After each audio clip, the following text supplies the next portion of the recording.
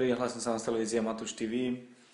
Chcel by som vám predstaviť asi jedného z najlepších fanúšikov Dominiky Cibulkovej. Vieme, že postupila na Australian Open do finále, tak Dušanko Goga by jej trošku chcel niečo popriať. No Dušky? Dominika. No pozdrav Dominiku Cibulkovú. A pozdravujem Dominika Cibulkovú a pozdravujem ju.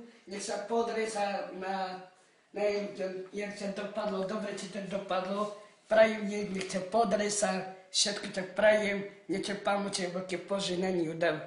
Tak a aby vyhrala Australian Open?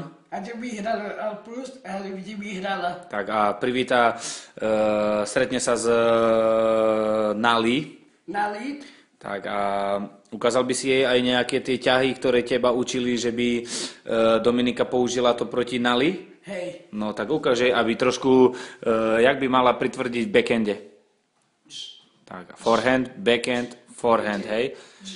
Povedz jej. A Dominika, dúfam, že nedostaneš sa do tiebreaku.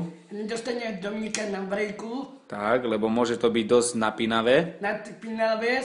Tak a budeme jej držať palce? A ty čo drží palce dobre. Budeme jej veľmi držať palčeky. Budeme držíme palce. No. Dominika. Takže poďme. Dominika Cibulková a krič Dominika! Krič Dominika Cibulková! Vyhraj Australian Open. A my sa vyhrali, a Dominika! A pošli je veľký bod. Pošli je veľký boček. Nech sa páči.